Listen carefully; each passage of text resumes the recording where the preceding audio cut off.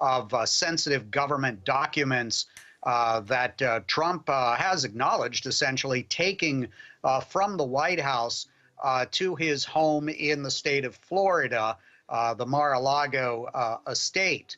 And these charges involve violating the Espionage Act, making false statements, and conspiring to obstruct justice. And a number of legal analysts here in the United States are saying, from what they know, because this is still under seal, we haven't seen precisely what is in the indictment, but from what Trump has said and from what his lawyer has said and leaks to the media, these are quite serious charges. Right. And what has been the defense of President Trump's legal team? What will be his next move, according to you?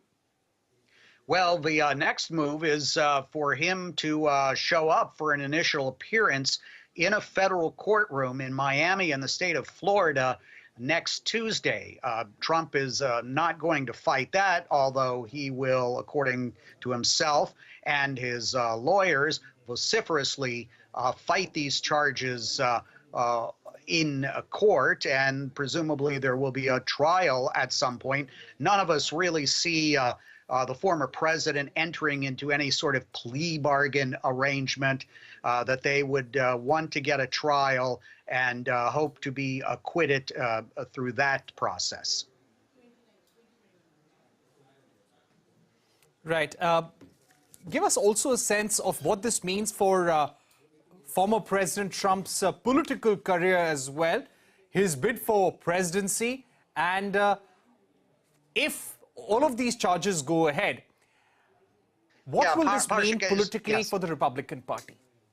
Sure. Well, as you know, he is the front runner in his quest for a third consecutive time to capture the Republican Party nomination and attempt to return to the White House for a second term as president. We've only had once in American history where a president was out of office and successfully came back. That was Grover Cleveland in the late 19th century. So there is a precedent for that.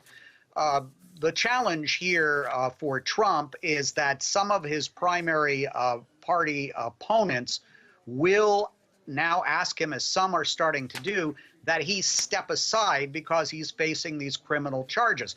But Trump is the front runner. I covered him in the White House for 4 years. He is not someone who backs down, or as he likes to say, never give an inch. So Trump is going to be very defiant. He's fundraising off of this.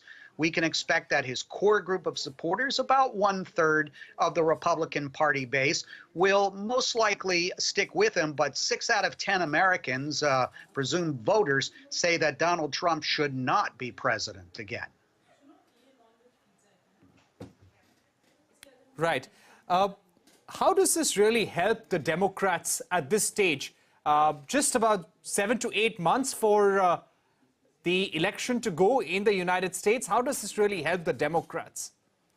Yes, it's about 7 months before the first votes are cast in the primary elections, both the Republicans and Democrats.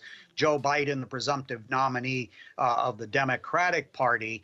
The Democrats are just going to sit back and watch the Republicans fight among themselves. There's really no political upside for President Biden to really start attacking Donald Trump. The White House is being very careful. They will just say, we are not involved in the judicial process here. It needs to play out. Of course, Donald Trump is not seeing it that way at all. He believes that this is political retaliation against him, and that this is the only way to stop him from getting back in the White House, and that Joe Biden is using the Department of Justice as an instrument to go after Donald Trump.